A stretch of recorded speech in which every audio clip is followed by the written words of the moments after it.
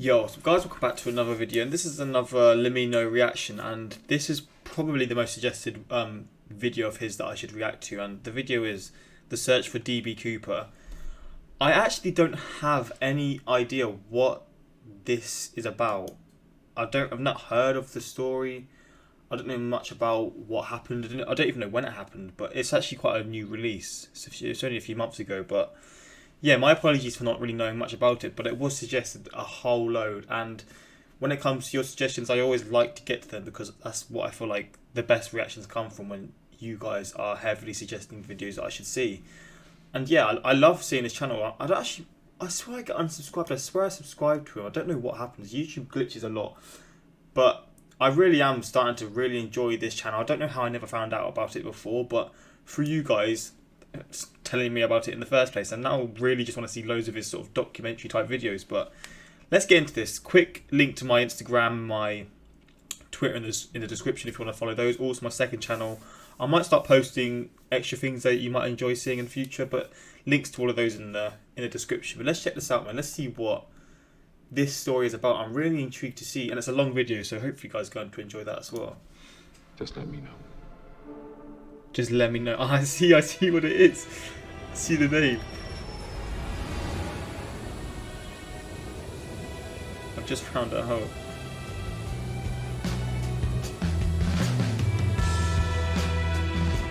A daring parachute escape from a flying 727 somewhere between Reno. A search was made of the plane immediately. We don't know who he was, where he came from, or where he went.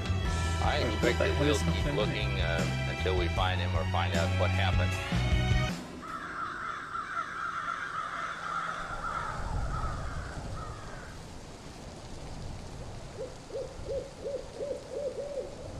Now I'm really interested about him. What the heck? Was that? I'm guessing that was to do with his story then, yeah? What the hell? In the afternoon of November the 24th, 1971, a middle-aged man carrying a briefcase walked into Portland International Airport and purchased a one-way ticket to Seattle, Washington. The man identified himself as Dan Cooper, and along with 36 other passengers and a crew of 6, he soon boarded Northwest Airlines Flight 305. Once aboard, Cooper made himself comfortable in the middle of the last row of seats on the right side of the cabin. He ordered a drink and had a smoke, because this was the 70s. Once the flight was cleared for departure, Cooper turned around and handed an envelope to flight attendant Florence Schaffner. Inside the envelope was a note featuring a handwritten message stating he had a bomb. Schaffner reluctantly sat down beside him and glimpsed what appeared to be 8 sticks of dynamite inside his briefcase. Oh, wow. Cooper's demands were quite simple. He wanted $200,000 in cash and 4 parachutes. He also demanded a fuel truck to stand ready to refuel the aircraft once they landed in Seattle. Should they fail to comply with his demands, he threatened to, quote, do the job.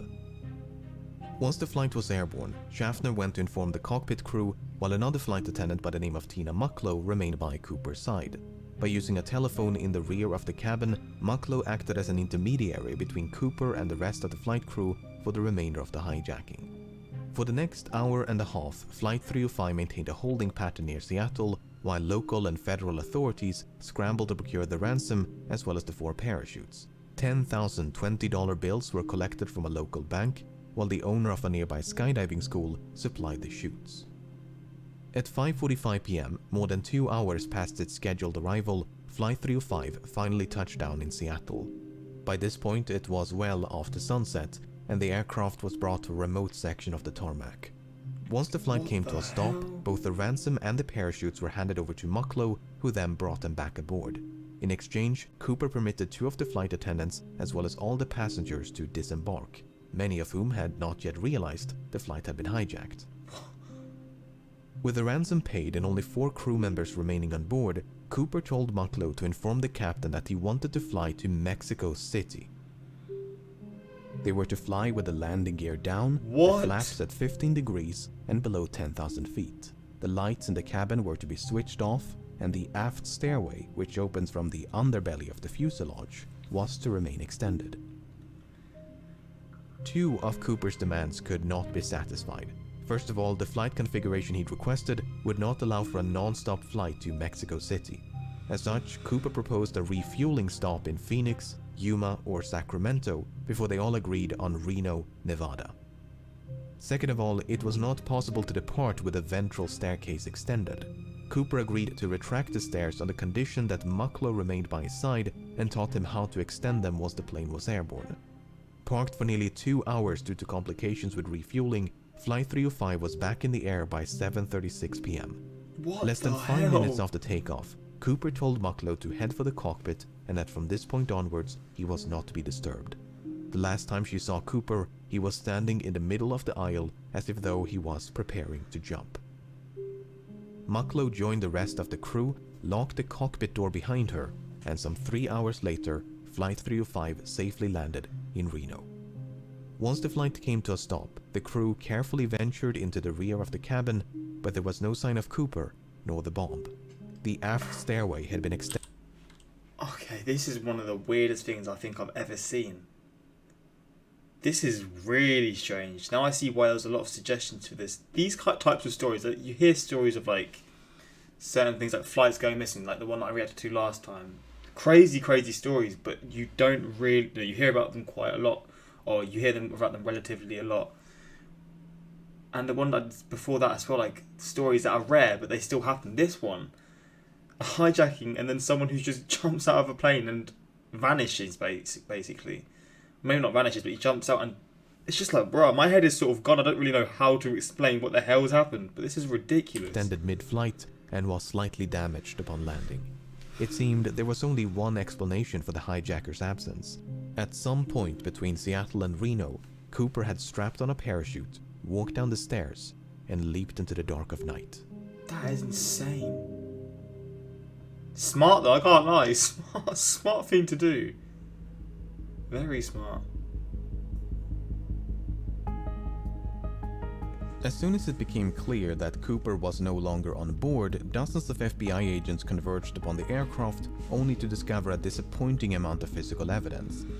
A black clip-on tie, 8 cigarette butts, and 2 of the 4 parachutes were all that Cooper left behind. Evidently, he'd brought the ransom and briefcase along with him. In interviews conducted on the night of the hijacking, Cooper was described by the crew and passengers as a white male with brown eyes and dark hair. He appeared to be in his mid-40s and wore a dark trench coat, a dark suit, a white shirt, a black tie, and dark shoes. Soon after boarding, he'd also donned a pair of sunglasses. Based on this description, the FBI produced the first of several composite sketches. Before they could mount a search, however, the FBI had to figure out when Cooper abandoned ship. But that was easier said than done. None of the 4 crew members witnessed Cooper jumping from the plane, nor did the pilots of 2 fighter jets which escorted the flight between Seattle and Reno, which is not all too surprising given it was the middle of the night. Although the flight crew did report something odd. The last communication with the hijacker occurred at approximately 8:05 p.m. when the crew used the intercom to offer assistance, which Cooper declined. Within the next 10 minutes, the crew experienced what they described as an oscillation or vibration of the aircraft. At the time, the crew suspected it might have been produced by Cooper's jump, and a subsequent recreation of the hijacking supported that conclusion. Okay, so that took care of the when, but what about the where? While Cooper was very explicit about the flight's configuration and destination, he never specified any kind of route. In fact, Cooper grew so impatient with the slow refueling in Seattle that he dismissed the captain's request to file a flight plan and simply told him to, quote, get the show on the road. As such, the captain chose to fly along an airway known as Victor 23 without any input from Cooper. By using Victor 23 as a guide, authorities estimated the most probable location of the flight at the approximated time of the jump was about 40 kilometers north of Portland. And so, at the break of dawn, the FBI mounted an impressive search operation using helicopters, airplanes, and ground troops. The problem was, even if the estimated bailout point was accurate, Cooper's eventual landing or drop zone was far more difficult to pinpoint. The loosely defined search area covered a vast stretch of mountainous wilderness occluded by a dense forest, so it was truly like finding a needle in a haystack. Apart from the difficult terrain, the search was further complicated by low temperatures and inclement weather, which persisted for days. Despite their best efforts, authorities never managed to find a single trace of Cooper, nor the items he'd brought along with him. What the See, that just blows me away, man. This is crazy. We're literally like, what, 8 minutes in? Follow the money. Having made little to no progress by early December, the FBI turned their attention to the $200,000 ransom. The money had been collected from the Seattle First National Bank, which maintained a ransom package of $250,000 just for such an occasion. Because of this, the serial numbers of the $10,020 banknotes given to Cooper had been documented in advance, a complete list of which were quickly made available to financial institutions, government agencies, and the general public. The intention was to make it as difficult as possible for Cooper to spend his money. Northwest Airlines and several newspapers even began to offer rewards to anyone who could find a note with a matching serial number. In spite of these efforts, no one ever did. That is until nearly a decade later. Oh my... In early 1980, a young boy named Brian Ingram was building a campfire on a small beach in southern Washington. As he was digging into the sand, Ingram discovered 3 bundles of cash totaling $5,880. Having heard about the infamous skyjacking, Ingram's parents brought the severely degraded bundles to the FBI. The notes were promptly inspected, and sure enough, the serial numbers matched those of the ransoms. Yeah, this is absolutely blowing my mind. Once the excitement subsided, however, the money managed to raise far more questions than it answered, the most significant of which was how? How did the money end up so far away from the drop zone? Looking at this map, it might be tempting to think that Cooper simply dropped some of the money, which then fell into the Lewis River. The bundles could then have been carried further downstream by the Columbia River before finally being washed ashore at Tina Bar, which is the name of the beach. Tina Mucklow, Tina Bar. Coincidence? Yeah, coincidence. Anyway, the problem with this idea is that the Columbia River flows in the opposite direction. Oh wow. This has led some, including members of the FBI, to re-evaluate the initial drop zone assessment. For instance, if the drop zone was much further southeast, close to a river called the Washougal River, it is conceivable, albeit improbable, that the money floated all the way down to Tina Bar. Alternatively, the bundles may have simply landed on the beach if the flight path was further to the west. Even so, natural explanations struggle to explain how 3 independent, potentially free-falling and/or free-floating bundles of cash ended up at the exact same place on the same beach. To complicate matters, sediment from the riverbed was excavated and dumped onto Tina Bar as part of a dredging operation in 1974. And according to one analysis, the money was discovered above this layer of sediment. If true, that would mean the money came to rest at Tina Bar sometime after 1974. But a re-examination of that analysis found that what was believed to be a layer of deposited sediment might actually have been a perfectly natural layer of clay. Not only that, but the sediment was clearly dumped some distance away from where the money was discovered. Furthermore, when Ingram discovered the bundles, the rubber bands which held them together were still intact. This is significant because experiments conducted in 2009 revealed that this brand of rubber bands could not withstand exposure to open air or water for more than a year. So, unless the bundles were somehow protected from the elements, they must have become buried at Tina Bar within a year of the hijack. What? This is the most probable explanation, therefore, seems to be that Cooper or someone else deliberately buried the money. Did Cooper survive and bury the money himself? Did someone else bury the money after stumbling upon Cooper's remains? If there is an explanation which does not require human intervention, it's managed to elude investigators for decades. Suffice it to say, this is a mystery within a mystery. Since Ingram's discovery in 1980, both Tina Bar and the grounds around the Washougal River have been subjected to numerous searches, but to date, there's been no sign of Cooper nor the rest of the money. Still. Oh, that is insane, man.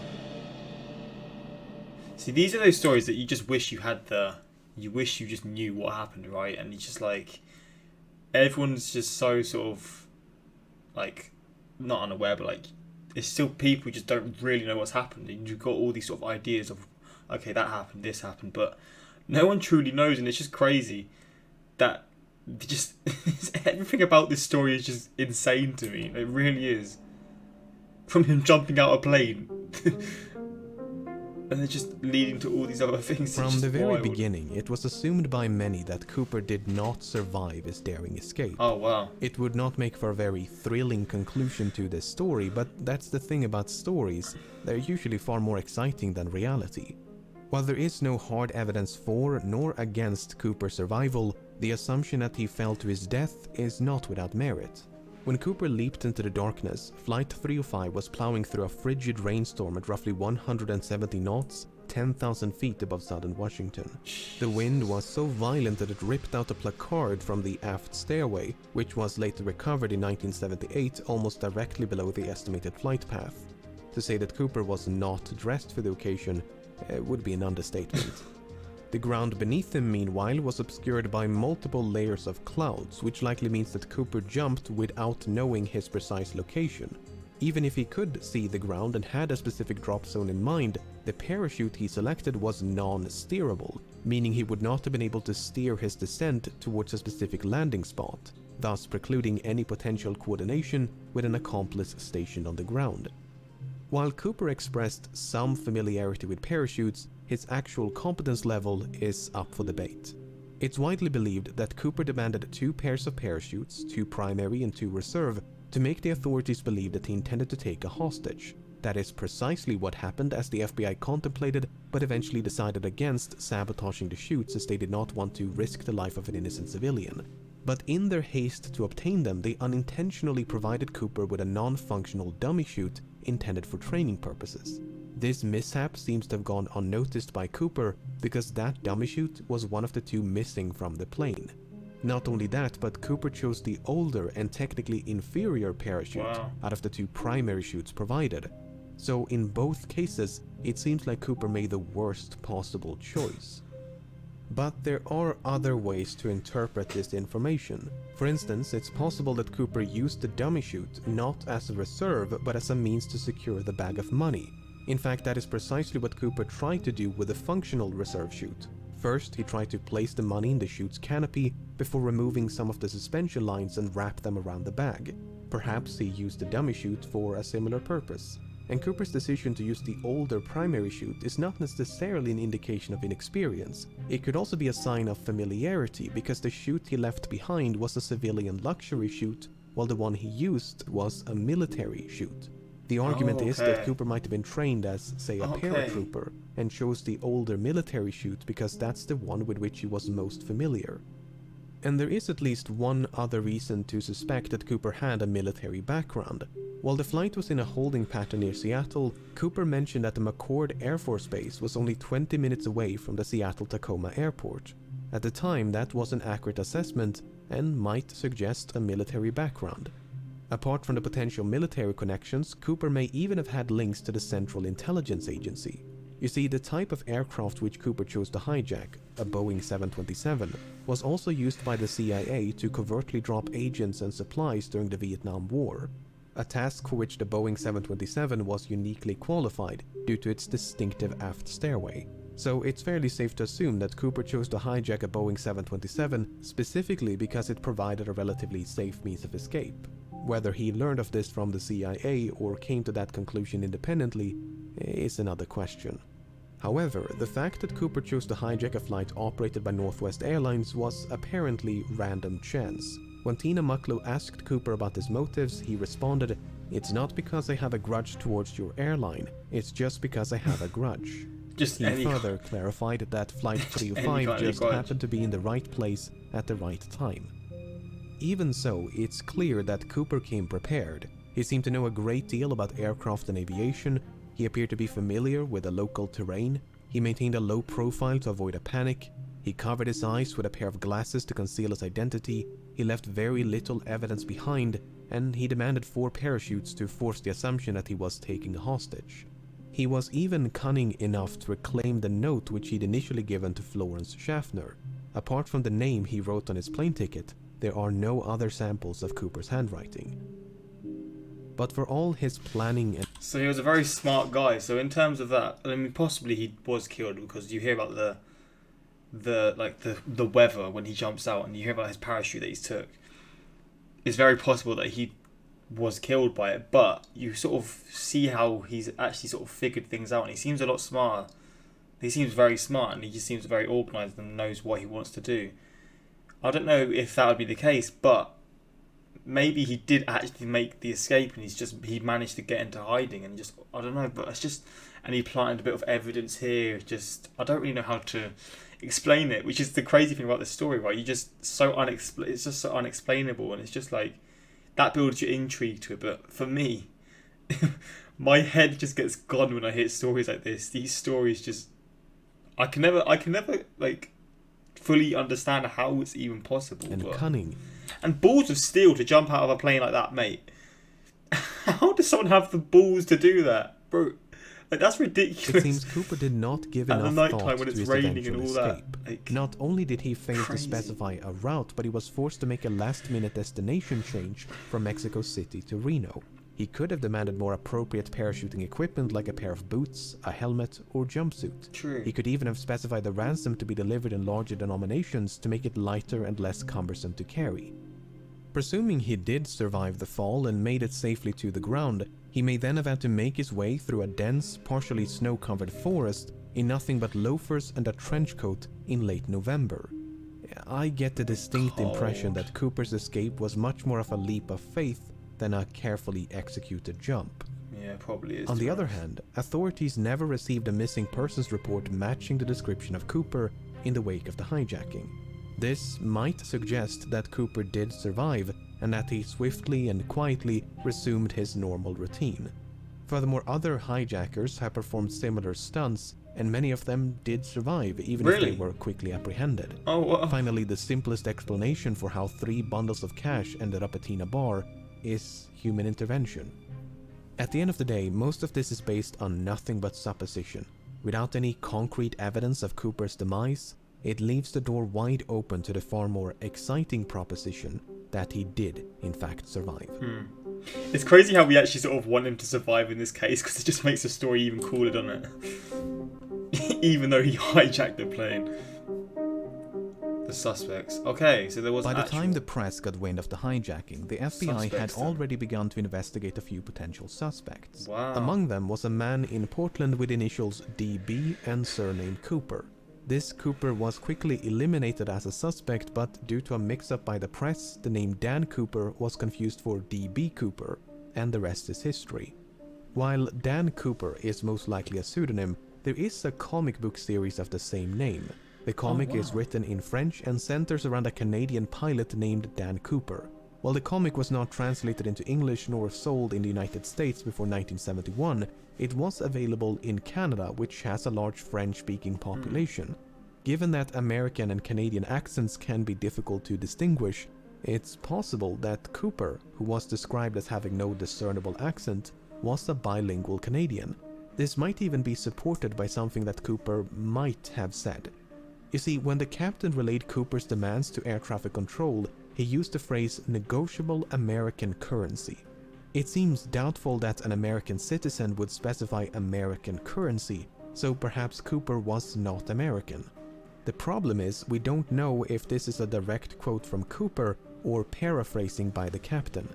For instance, notes taken by the crew during the hijacking merely contain the phrase negotiable currency, while testimonies provided by the crew after the hijacking include phrases like $200,000 in cash and circulated US currency. So Cooper might have been Canadian, and he might have taken his name from the Dan Cooper comics, just as he might have been American, and might have taken his name from something or someone else.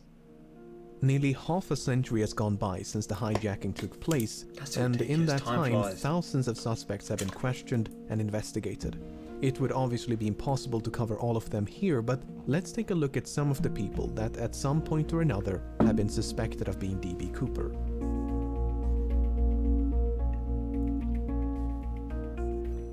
Robert Rackstraw first became a suspect in 1978, and on the surface, he seems like a solid candidate. He was a decorated Army paratrooper and helicopter pilot. He had experience with explosives. He had an extensive criminal record. He had an uncle named John Cooper who was an avid skydiver. He He was expelled from the army only months before the hijacking, which might suggest a motive. After all, the hijacker did say he had a grudge. When confronted by journalists and private investigators, Rackstraw would neither confirm nor outright deny that he was D.B. Cooper. Instead, he'd say things like, "I could have been," or "I would not discount myself." On the other hand, Rackstraw had... But surely that makes you think it's him, right? But maybe he's just getting a thrill out of people thinking it's possibly him. But on the outside, you think of someone saying that, and I'm just like, yeah, it's him. But that's probably why I'm not a detective, right? I don't work in the court of law, because I'd just think anyone's guilty just because of what they say. When again, people do say certain things to try and sort of get a thrill, and just sort of like be the center of attention kind of thing, don't they? Light-colored eyes, which Cooper did not. More significantly, Rackstraw was only 28 years of age at the time of the hijacking. Yeah, maybe not. This is well outside the range of ages reported by the crew and passengers, most of whom believed Cooper was in his mid-40s. Kenneth Christensen first became a suspect in 2003 when his brother noticed certain parallels between him and Cooper.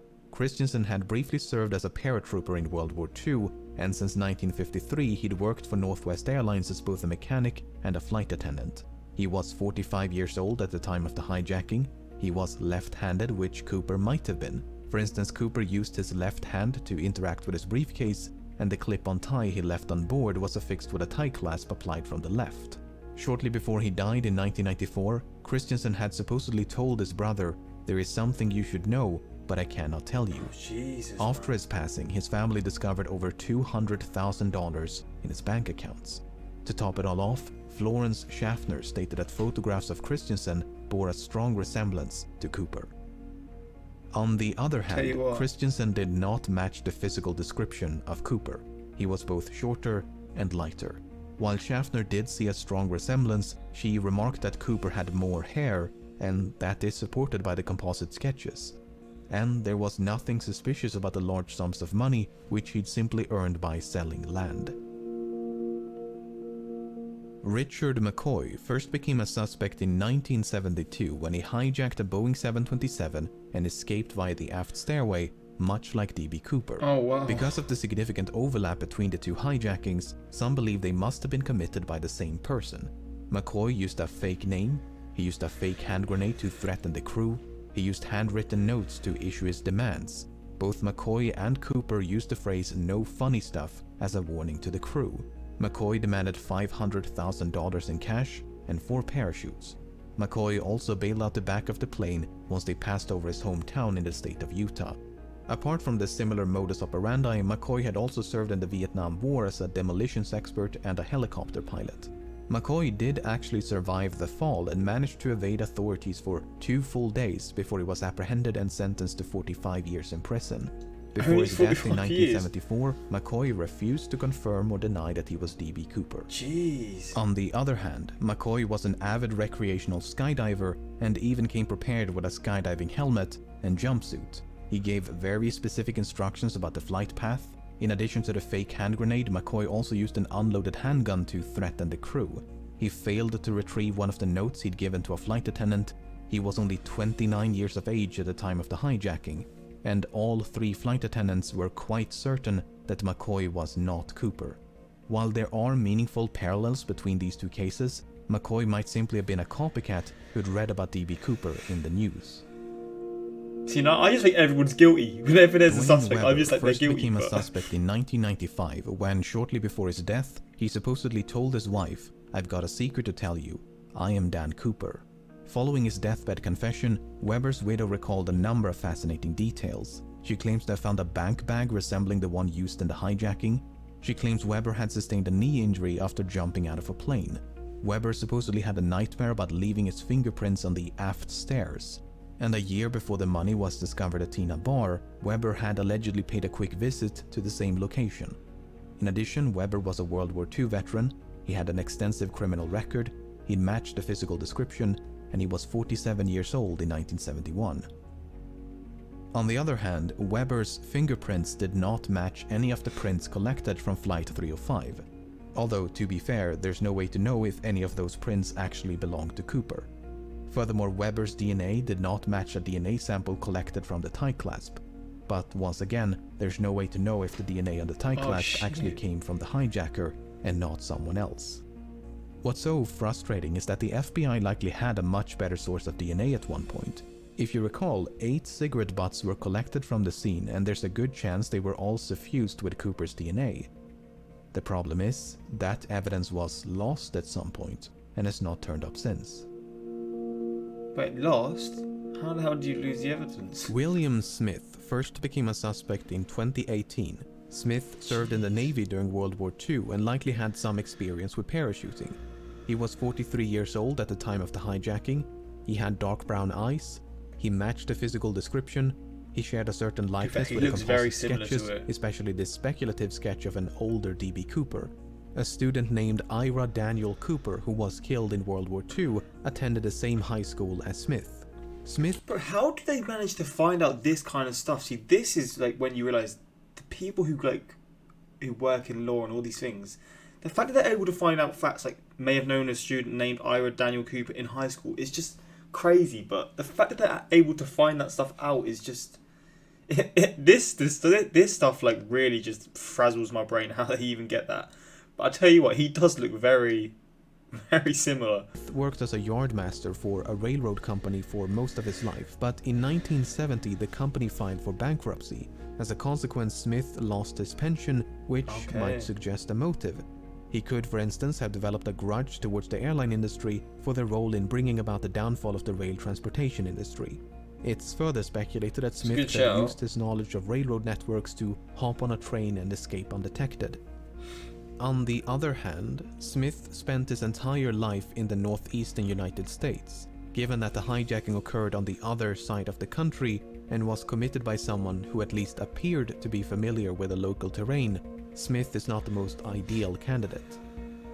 However, the fact that Smith worked as a yardmaster is interesting. You see, the tie that Cooper left behind was recently examined using an electron microscope, which uncovered various metallic particles. Some of these particles, especially pure titanium, were quite rare in 1971. This might suggest that Cooper worked as a manager at some sort of chemical or metallurgical facility, or possibly a rail yard. Tell you what, I'm thinking he's guilty now. It just changes. Bro, this is ridiculous. If nothing else, I hope this limited selection of suspects illustrates just how difficult it is to be certain when you have so little evidence to work with. Yeah.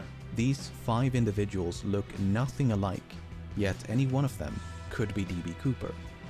Was Cooper really in his mid-40s, or did he simply look old for his age? Did Cooper really serve in the military?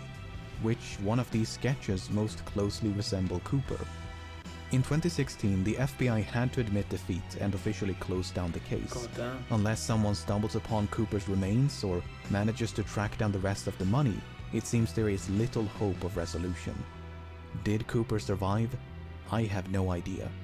But as long as that possibility cannot be dismissed, the legend of D.B. Cooper will no doubt persist. Mate, another insane video. Bro, shout out to LEMMiNO again, man. Mate, his videos are insane. One thing about this that really, intrigued me, I've now forgot what I was going to say. What was it that I was wanting to say?